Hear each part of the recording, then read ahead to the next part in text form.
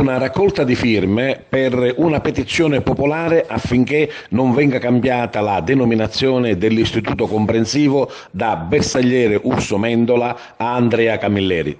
La proposta è dell'Associazione Penna Sottile di Favara, che fa seguito alla forte presa di posizione dell'Associazione Nazionale Bersaglieri, sezione di Agrigento, che fanno fronte comune contro il cambio di denominazione. Le due associazioni in forma ufficiale, ma anche tanti altri cittadini di Favara, dicono no all'intitolazione dell'Istituto Comprensivo allo scrittore Empedoclino, papà del commissario Montalbano, che sostituisce due illustri figli di Favara: il bersagliere Calogero Urso, eroe di Custozza, morto sul campo di battaglia il 24 giugno del 1866 e decorato con la medaglia d'argento al valor militare, e il barone Antonio Mendola, a cui tanto la città di Favara deve.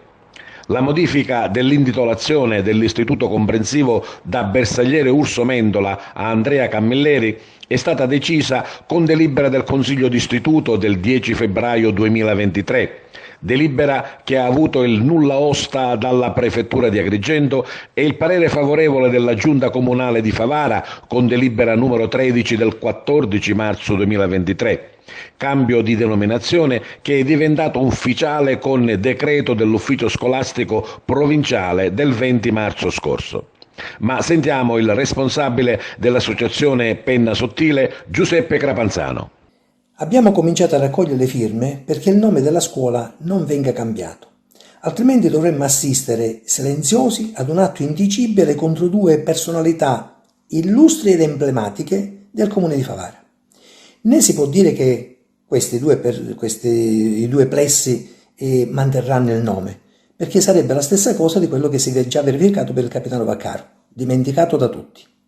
Quindi la scuola deve rimanere Bersagliere Urso Mendola, anzi sarebbe opportuno chiamarlo Bersagliere Urso Mendola Vaccaro, così come del resto sarebbe giusto fare. Noi non vogliamo con questo sminuire la figura di Andrea Camilleri, tutt'altro. Ad Andrea Camilleri siamo disposti anche noi a proporre altri riconoscimenti, purché ovviamente non siano di sostituzione delle personalità di Favara di cui abbiamo parlato fino ad ora. Intanto dobbiamo dire che è una notizia che è arrivata come un fulmine a ciel sereno. Un'iniziativa presa sicuramente in buona fede, ma a cuor leggero, perché non tiene conto dei valori che rappresentano sia il bersagliere Urso che il barone Antonio Mendola.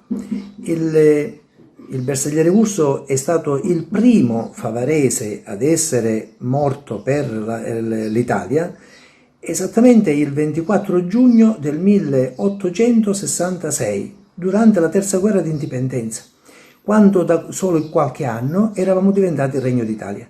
Quindi è un valore che allora hanno ritenuto eccezionale, tant'è vero che è stato insignito della medaglia d'argento al valore militare. Rappresenta dei valori, rappresenta sicuramente dei valori che fino ad ora tutti quanti abbiamo condiviso.